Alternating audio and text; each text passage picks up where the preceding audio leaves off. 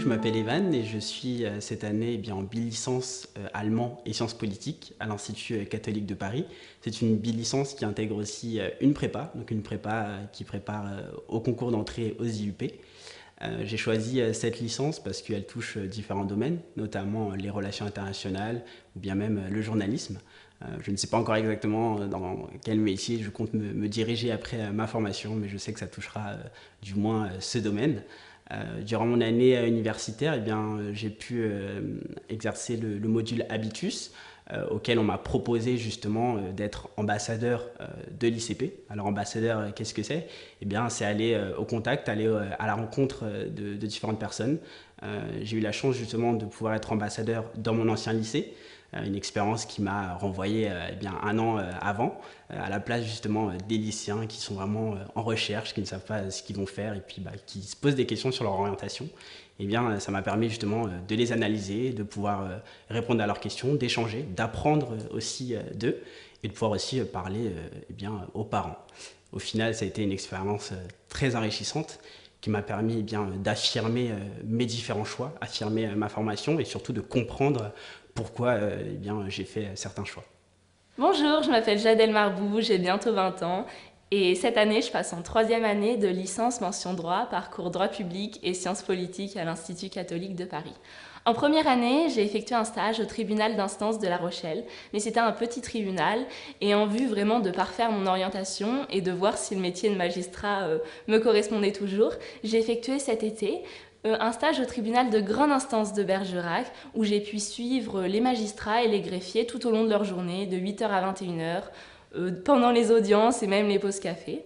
J'ai vraiment eu une vraie prise de conscience grâce au module Habitus où on a travaillé sur nos encres de motivation. C'est des outils qui nous permettent de choisir un métier plutôt qu'un autre. Par exemple, de travailler à la maison ou en équipe, de partir à l'étranger ou au contraire d'avoir une certaine sécurité de l'emploi avec par exemple la fonction publique.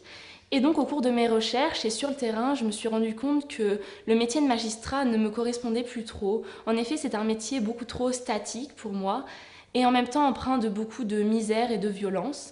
Néanmoins, je voulais vraiment garder cet esprit décisionnel et ce côté humain.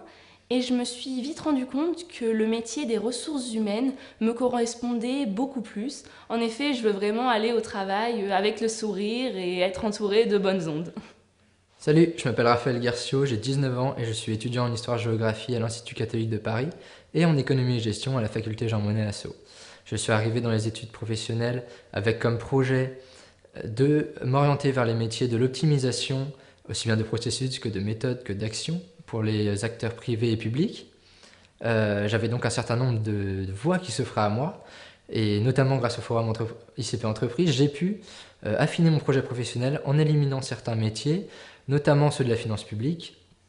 Mais j'ai également pu mener un stage d'une durée de 1 mois dans un cabinet de conseil en organisation et en management en juin 2017, où j'ai été chargé de recrutement et où j'ai dû trouver des candidats, préparer, mener des entretiens, publier des offres sur des sites internet, mais également cartographier des risques et j'ai pu participer à des formations théoriques et pratiques sur les métiers du conseil en management et en organisation, ce qui m'a permis de sélectionner l'une des deux voies qui s'offrait à moi.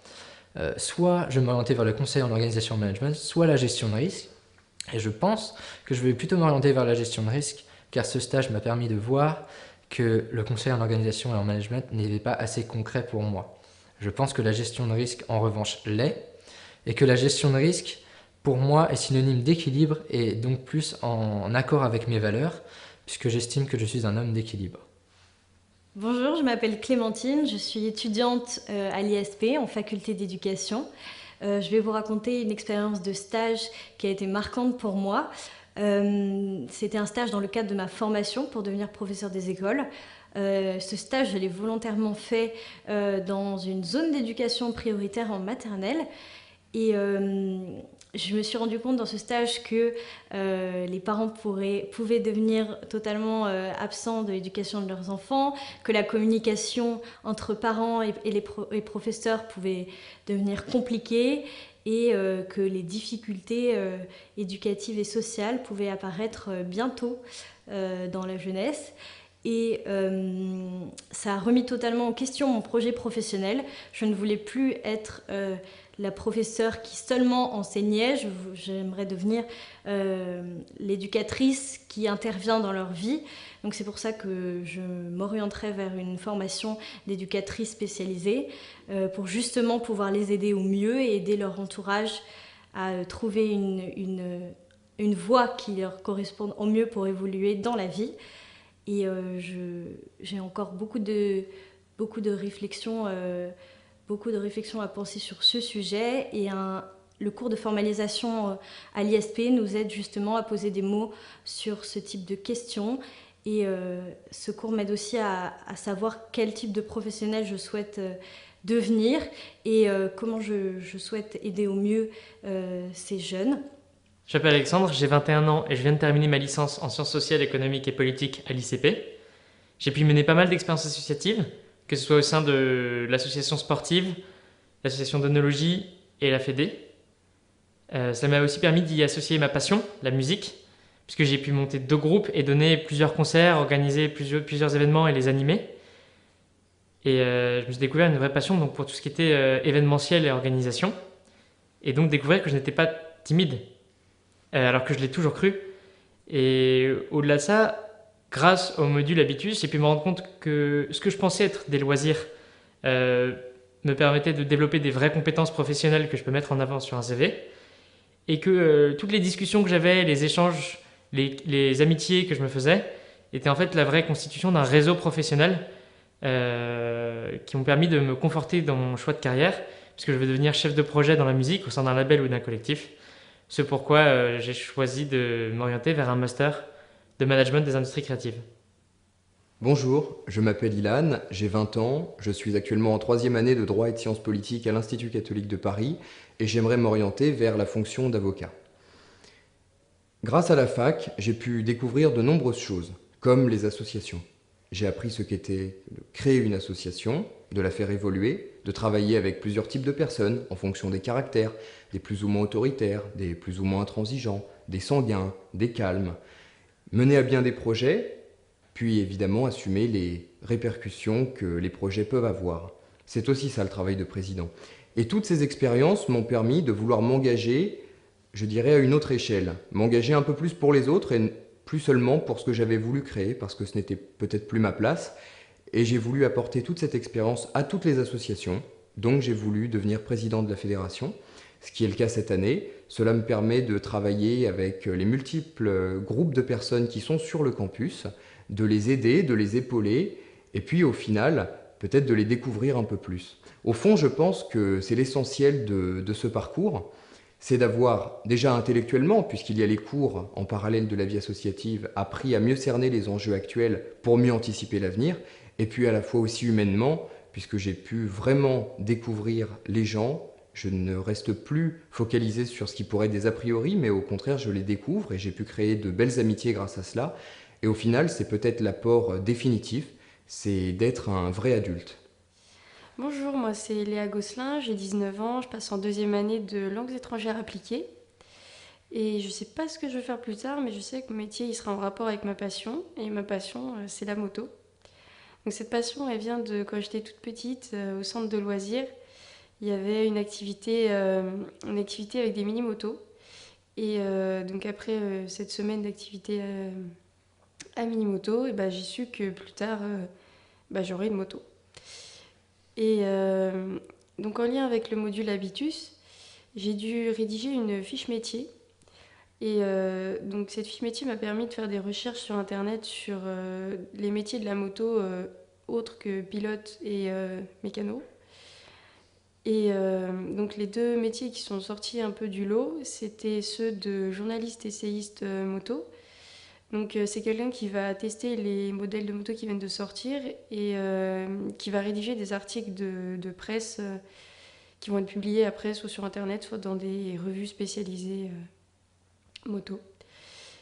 Et donc le deuxième métier qui est un petit peu sorti du lot, c'était celui de conceptrice de road trip, moto toujours. Donc le but, c'est d'organiser des voyages en moto, en France ou alors à l'étranger, pour plusieurs personnes, tout ça. Et donc le lien avec ma licence, ça va être pour le métier de journaliste essayiste, ça va être le débouché du journalisme, tout simplement, à la fin de la licence. Et pour le métier de conceptrice de road trip, ça va être toute la dimension internationale. Donc voilà, si on organise des road trips hors territoire français ou Europe, il faudra parler d'autres langues que le français. Et donc voilà, dans tous les cas, que ce soit journaliste essayiste ou conceptrice de road trip, dans tous les cas, mon métier plus tard, il se passera dehors et il y aura des motos. Bonjour à tous, je m'appelle Paul Ginaba, j'ai 20 ans et j'entre en 3e année de licence de droit public et de sciences politiques à la FAS. Je vais vous raconter l'expérience qui a probablement le plus façonné mon parcours professionnel, associatif et universitaire au sein de la Cato. C'était la présidence d'une liste de BDE. Alors qu'est-ce que c'est un BDE? Déjà, c'est le bureau des élèves, l'association qui s'occupe de l'ambiance et de l'activité étudiante au sein de l'université. Et les listes sont les équipes d'élèves qui s'affrontent durant une semaine de campagne pour décrocher les rênes de cette association l'année d'après. La campagne a donc lieu en avril pour l'année suivante. Qu'est-ce que j'ai appris en étant président? J'ai appris plusieurs types de compétences. Tout d'abord déjà dans la réflexion, c'est-à-dire l'élaboration d'une stratégie de communication, l'élaboration d'un plan, on va dire marketing, qui soit visuel, la création d'une identité finalement. Et le plan plus pratique, c'était le contact avec les gens. Je dirais le contact avec l'électorat, si je peux dire ça. C'est-à-dire le contact avec les élèves de la Cato, qu'on devait à la fois séduire, mais à la fois sincèrement convaincre du bien fondé de notre programme. J'ai appris aussi, ça apprenait beaucoup l'empathie. On devait aller voir des gens qui n'avaient rien à voir et dont l'intérêt pour une semaine, l'intérêt pour une semaine de campagne et l'intérêt pour le BDE parfois était extrêmement minime. Alors devoir capter leur attention et échanger leur vote contre autre chose demandait beaucoup de ces compétences de contact. Donc de l'empathie, du management, de l'organisation, de la ténacité, une extrême rigueur, oui, se lever tôt en période de vacances, et même plus qu'en cours. Tout ça, je l'ai appris, entre autres, je l'ai appris dans cette liste. Pourquoi est-ce qu'aujourd'hui je vous en parle? C'est par rapport au module Habitus et au projet professionnel. Ce sont rapidement quelques heures qui m'ont permis de capitaliser mes connaissances, de transformer mes expériences en richesse pour savoir où est-ce que j'étais, qu'est-ce que j'avais fait, où est-ce que je voulais aller finalement, qui je voulais être, qu'est-ce que je voudrais présenter à un recruteur. Et donc ces temps de réflexion que j'ai pu avoir m'ont permis de trouver ma voie, qui se trouve, j'espère, à Sciences Po, puis plus tard dans les concours de l'administration et la communication politique. Bonjour, je m'appelle Paul, je suis étudiant à l'ICP en 3e année d'histoire-géographie. Donc ce qui m'intéresse plus particulièrement, c'est l'histoire contemporaine et les conflits du XXe siècle. Je me suis toujours intéressé au journalisme et j'ai pu découvrir d'ailleurs l'année dernière lors du forum ICP Entreprises qui a eu lieu en décembre, je crois, différents journalistes qui nous ont dispensé des conférences sur des sujets tels que la politique, l'actualité ou encore la culture. Et je me suis rendu compte en fait que je pouvais faire un stage entre ma L2 et ma L3. Et c'est mon accompagnateur Habitus qui me l'a bien fait comprendre et qui m'a aidé à ça. Donc j'ai effectué un stage au Figaro littéraire entre juin et juillet dernier. Et j'ai pu, lors de cette expérience, rédiger différents articles sur le web. Et ça m'a vraiment d'ailleurs permis de me responsabiliser dans le sens où, contrairement à la fac, j'ai pu produire quelque chose qui venait de moi-même, car je pouvais choisir mes sujets, etc. Ça m'a aussi permis, en fait, durant les comités rédactionnels, de rencontrer le chef qui s'occupait de la politique et de l'international au Figaro, avec qui j'ai toujours un contact aujourd'hui. Et c'est vraiment dans cette branche, en fait, que j'ai envie de travailler plus tard. Donc cette année, je finis ma licence à l'ICP et par la suite, j'aimerais effectuer un master de journalisme international. Voilà. Donc, voilà.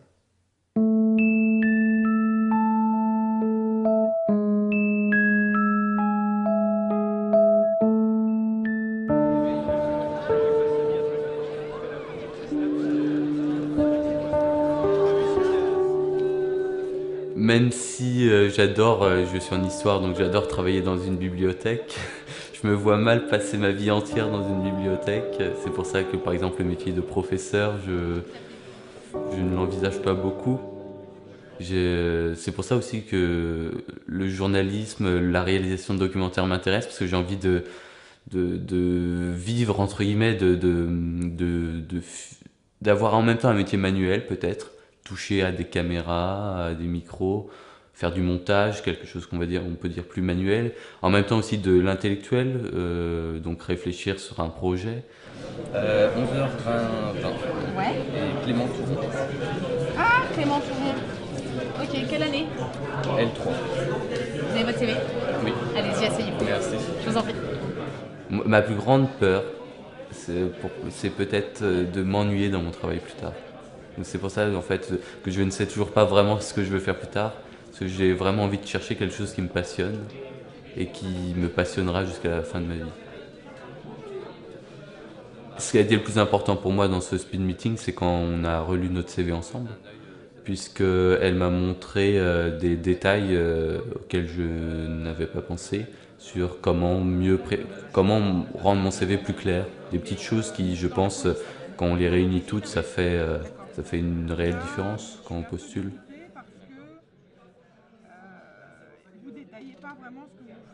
Alors moi, il y a deux secteurs d'activité qui m'intéressent particulièrement, donc la communication et l'éducation. Du forum ICP Entreprise, j'attendais d'abord de pouvoir rencontrer les métiers auxquels j'aspire, aller un peu plus dans la profondeur et avoir en face de moi des professionnels qui font partie de ces secteurs-là et qui vivent au quotidien les métiers auxquels j'aspire.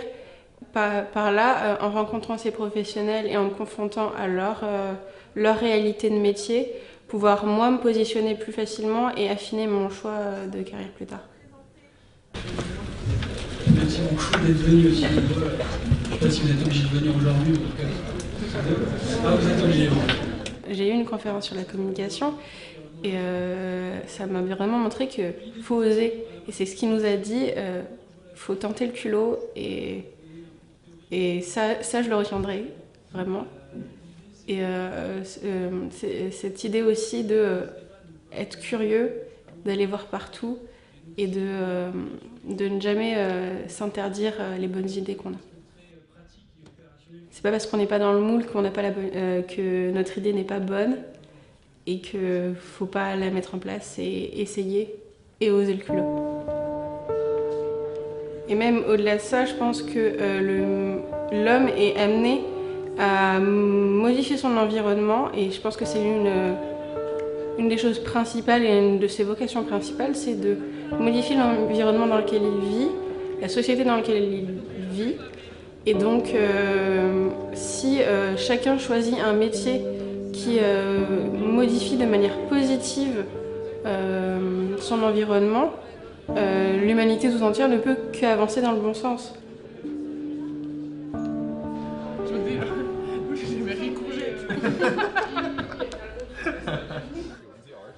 C'est là où, en tout cas dans les métiers qui m'intéressent, journalisme et auteur-réalisateur, où c'est là où on découvre souvent que les parcours sont très hétéroclites, ce qui montre qu'il n'y a pas qu'une seule voie pour accéder à un métier. Je pense que si on a envie d'accéder à un métier, ça montre que si on a envie vraiment de faire un métier, on peut y arriver par n'importe quelle voie, je pense. Jusque-là, vous suivez, à peu près. Et le libraire va ensuite les vendre au lecteur. Ça va pour tout le monde? Vous allez me dire, oui, mais il y a ce petit truc diffuseur, qu'est-ce que c'est? Le diffuseur... Alors c'est une conférence que j'avais déjà faite l'année dernière. Au-delà de sa conférence à lui, qui était très intéressante, que j'avais déjà entendue, donc sur laquelle j'avais déjà pu réfléchir précédemment, c'est surtout le dialogue avec le professionnel qui m'a marqué parce que j'ai pu me rendre compte à quel point ce sont des personnes qui ont envie de communiquer, de rentrer en dialogue avec des étudiants et de nous donner un coup de pouce en fait. Aujourd'hui, nous avons l'honneur d'accueillir ici à l'ICP Monsieur Laurent Bouy. Laurent Bouy, vous êtes avant tout auteur et réalisateur de films documentaires. Vous vous dites avant tout réalisateur voyageur. Voyageur, vous en êtes un, puisque vous êtes allé sur à peu près tous les continents. Par exemple, l'Amérique latine pour la réalisation de La Route des Incas. D'ailleurs, votre dernier documentaire produit cette année et diffusé sur beIN Sport se passe en Afrique. Il s'intitule Ethiopian Runners. Je vous laisse la parole. Merci, bonjour à tous. Voilà, je vais donc un petit peu vous expliquer en quoi consiste mon métier. Ça m'a ouvert les yeux sur la difficulté peut-être du métier, sur le fait que on est assez seul au final. Non, c'est pas qu'on est assez seul, c'est qu'il faut réussir à se débrouiller tout seul. C'est l'idée, c'est nous qui l'avons, on n'a pas d'aide entre guillemets. Il n'y a pas quelqu'un qui va venir pour nous dire tiens, j'ai cette idée-là, ou j'ai peut-être une idée, il faudrait que tu la développes. Non, là, il faut que tout vienne de nous plutôt. Plus de pression aussi, parce que tout repose vraiment sur nous. C'est ça, oui, plus de pression peut-être. Parce que tout repose sur nous. Mais oui, ça a changé un peu mon point de vue. Parce que j'étais parti ces derniers temps pour trouver un master professionnel pour avoir un métier tout de suite après. Mais en fin de compte, je me dis, j'ai quand même le temps. J'ai que 20 ans. Et donc, je peux prendre 2 ans de plus pour faire peut-être ce qui me plaît et après seulement faire un master professionnel.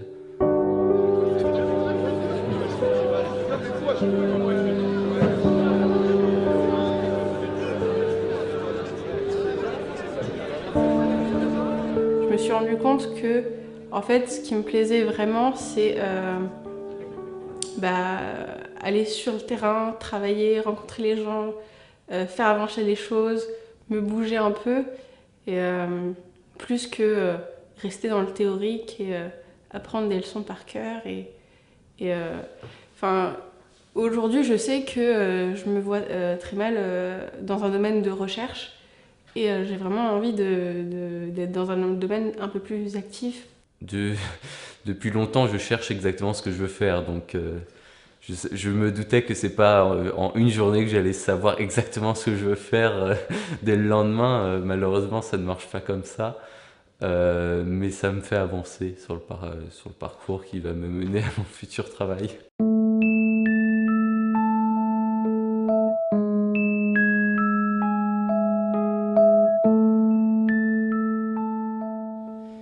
Alors dans quelle entreprise? J'en ai pas encore, évidemment, je n'ai pas d'entreprise particulière en ligne de mire, si ce n'est probablement les entreprises culturelles, peut-être plus spécialement le tourisme. Alors je suis encore un peu indécis, mais ce serait plutôt entre tout ce qui est, pour donner un nom pompeux, l'art dramatique, la comédie tout simplement, ou alors plutôt dans quelque chose qui n'a rien à voir, de plus cadré on va dire, dans l'enseignement supérieur. Alors moi je suis assez attirée par les domaines de responsabilité sociale de l'entreprise, de développement. J'aimerais travailler dans un établissement scolaire en tant que cadre éducatif, c'est-à-dire soit CPE d'abord et ensuite évoluer dans une équipe de direction. Moi je me vois dans une entreprise, à ce jour je me vois dans une entreprise qui est dans l'urbanisme, donc quelque chose qui aurait une vocation dans l'humain. C'est quelque chose qui m'intéresse pas mal. Alors moi je me vois travailler dans un cabinet d'avocats, que ce soit une petite ou une grande structure, plutôt tournée vers l'international. Mon ambition, mon rêve personnel, c'est celui de poursuivre après la thèse. L'important pour moi, c'est de communiquer quelque chose à quelqu'un. D'abord des valeurs d'exigence, de rigueur, de méthodologie, tout ce qui est... on a un client à défendre et c'est notre capacité à être à être exigeant avec nous-mêmes et à être rigoureux qui fait que on va plus ou moins bien le défendre. L'entreprise dans laquelle je travaille, j'aimerais que les projets qui soient portés par cette entreprise aient justement du sens et soient tournés vers une amélioration des conditions de vie, une amélioration du monde dans lequel elle évolue. L'enseignement, le partage, pour moi, c'est le plus important. C'est une entreprise donc qui doit avoir des valeurs humanistes, si on peut le dire comme ça, qui doit avoir des valeurs qui touchent à l'art, à la beauté, à l'esthétique. Dans un petit établissement où il y a moins de gens, où on va peut-être travailler sur des élèves qui sont plus en difficulté, il y a un travail qui sera beaucoup plus motivant, à mon avis. Surtout à mon âge, peut-être que dans 30 ans, j'aurais peut-être envie de me poser, d'avoir un travail plus calme. Et je pense qu'aujourd'hui, j'ai besoin d'une petite structure avec quelques gens très motivés dans l'éducation et quelques jeunes à tirer vers le haut. Donc commencer à Paris, par exemple, et pourquoi pas aller vers les États-Unis, et ensuite, ce que je voudrais, c'est partir dans les pays en voie de développement. En l'état actuel, ça me paraît un peu dangereux pour ma part de créer une entreprise, mais ce n'est pas exclu. Donc peut-être d'ici une dizaine d'années, je ne sais pas, mais j'ai un petit projet qui me trotte quand même dans la tête. L'environnement de travail idéal, si c'est dans une fac, forcément dans la meilleure, dans l'une des meilleures. Un environnement, après, c'est pas moi qui le conçois, mais enfin, idéalement, ce serait forcément tout simplement un endroit où on se sent bien, un endroit où il y a alors que ce soit aussi bien dans l'enseignement que pour le coup que dans l'art dramatique, où il y a une espèce de liberté. L'environnement que j'ai envie de créer là où je travaille, c'est vraiment un environnement un bel environnement de discussion, d'échange avec les jeunes, qui comprennent que l'établissement, c'est pas juste un lieu où on va apprendre, où on va avoir des cours, puis on va rentrer, c'est un lieu de vie. Serein. C'est-à-dire des structures à taille humaine. Moi, je peux pas travailler dans une usine parce que ça me met sous pression et je suis incapable de travailler sous pression. Travailler seul ou travailler en équipe, c'est extrêmement important. Savoir faire la différence et savoir démêler les moments où il faut travailler seul et où il faut travailler à l'équipe. Et ce n'est pas une question qui pose une césure, il faut travailler seul, il faut travailler en équipe. C'est une question qui s'entremêle.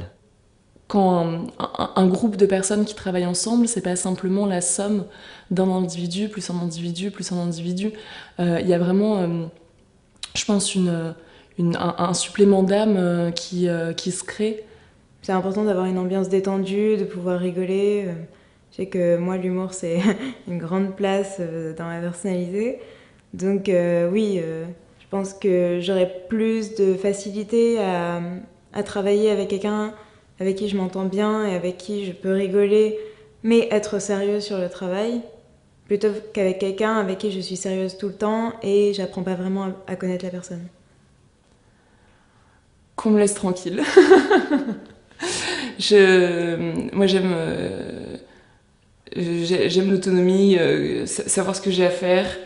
Je le ferai de toute façon, donc rester vraiment des structures souples.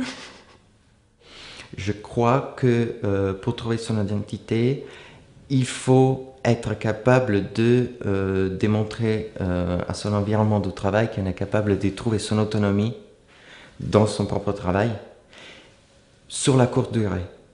Mais sur la longue durée, il faut absolument faire épreuve de communication, de savoir partager ses idées. Même les conflits, même les incompréhensions, il faut le mettre tout de suite sur la table avec les autres.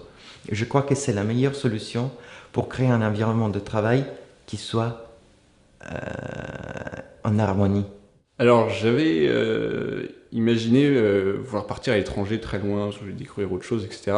Et j'ai eu l'occasion de faire un stage l'année dernière à Madagascar pendant un mois. C'était très enrichissant, mais en même temps c'était très dur de me trouver tout seul, très loin de la France. C'était une expérience très, très enrichissante. Mais quand je me retrouvais tout seul dans ma chambre à pas pouvoir parler avec les Malgaches parce que leur langue est très compliquée, je me suis dit waouh. Donc partir à l'étranger mais dans un projet concret et pas tout seul. Pas seul français sur place, que sinon c'est trop dur. Alors moi, j'aimerais, dans mes premières années d'expérience professionnelle, j'aimerais travailler avec quelqu'un d'expert dans son domaine, mais qui n'a aucun problème avec le fait de partager son savoir. C'est-à-dire quelqu'un avec qui il y aura une vraie collaboration et pas forcément l'aspect hiérarchique. C'est-à-dire que certes, ça sera mon responsable et ça sera mon supérieur hiérarchique, mais j'ai envie qu'il y ait un vrai échange pour que je puisse apprendre de son expérience à lui. Alors moi j'attends de mon travail quelque chose d'assez fort. J'attends de mon travail qui me donne un rôle social, qui donne un sens à ma vie, je pourrais presque même dire ça. J'ai à cœur de vouloir faire du bien aux autres, en fait. J'ai à cœur de vouloir changer le monde activement dans les villes, puisque pour moi, c'est les villes qui concentrent pas mal des problèmes que l'on peut voir aujourd'hui, si on voit les problèmes de violence ou les problèmes de pauvreté. Donc ce que j'en attends, je pense premièrement, c'est de l'épanouissement. Alors c'est un peu peut-être idéaliste, hein. Je suis encore jeune, j'ai le droit apparemment. Okay. En fait, j'attends pas de ce métier, oui c'est ça, j'attends pas de ce métier quelque chose qui démarre à un point A et qui reste plus ou moins le même jusqu'à un point B. Je sais que c'est un métier qui va beaucoup évoluer. Je pense qu'il m'intéresserait le plus, c'est d'apprendre de plusieurs expériences et à la fin d'arriver à construire. Alors je sais pas si je fonderai un établissement, peut-être dans 40 ans je serai directeur d'établissement que j'aurais fondé, mais de toute l'expérience de construire mon propre métier dans le cadre du métier de cadre éducatif. Forcément, ça prendra une grande place dans ma vie, puisque ça me passionne, donc forcément, je pense que c'est obligatoire que ça prenne une grande place, que ce soit comédien. Bon, on sait que forcément, il y a des horaires un peu décalés, que ça prend beaucoup de temps, et aussi bien dans l'enseignement, puisque je pense que ça prend aussi beaucoup de temps différemment, mais ça prend aussi beaucoup de temps. Je vois que les plus j'avance, les plus c'est difficile. Parce que pendant les premières années, jusqu'aux dernières années de master, c'était un peu plus facile. Avec la thèse, travailler à côté, c'était un peu plus compliqué. C'était beaucoup plus délicat. Donc, quand je pense au travail à la fin de la thèse, ça doit être l'épanouissement, quelque chose qui doit engager vraiment ma vie à 100%. Voilà.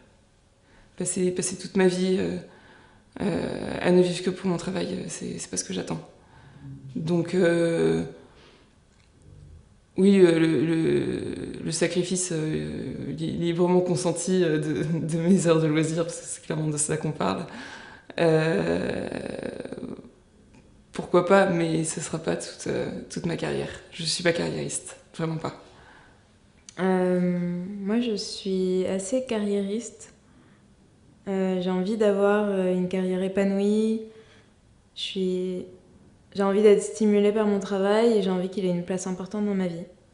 Je suis prête à travailler énormément s'il le faut, et il le faudra, mais pas au point d'en arriver à un burn-out. J'aurais pas choisi des études culturelles si j'étais intéressée. L'argent, c'est le nerf de la guerre, hein. Donc c'est pour ça qu'il faut travailler. C'est aussi pour ça que je ne poursuivrai pas en doctorat, parce que faut être un peu pratique. Je n'ai jamais négocié un salaire. Si je devais me trouver en situation de négocier un salaire, je ne saurais pas exactement comment dire, parce que je n'ai absolument pas un maître de jugement économique par rapport à quelle est la valeur de ma pensée dans une société financière telle que la nôtre aujourd'hui. Voilà. Entre l'avocat pénaliste qui défend les plus gros clients, qui gagne énormément d'argent, mais qui n'a aucune morale, et l'avocat, commis d'office certes, mais qui garde quand même des valeurs, et qui ne touche pas beaucoup, il faut bien le dire. Vu que je ne veux pas faire de droit pénal, aucun des deux, mais quitte à choisir plutôt celui qui garde ses principes et ses valeurs, plutôt que celui qui les sacrifie pour de l'argent. Moi, ce qui compte dans le métier, dans ce que j'ai envie de développer, dans mes activités, c'est le contact de l'homme, de l'humain, directement, et pas forcément d'aller chercher là où je gagnerais plus moi. Et je sais, de par l'expérience que j'ai, que je serais plus heureux dans ce que j'apporterai à l'homme directement, et ce qui va du coup m'apporter, parce qu'il y a un échange qui serait très enrichissant, que si je suis peut-être que je pourrais travailler dans un établissement dans l'Ouest parisien, où je pourrais gagner très bien ma vie, mais finalement je ne serais pas en contact de l'homme et je ne serais pas heureux dans ce que je fais.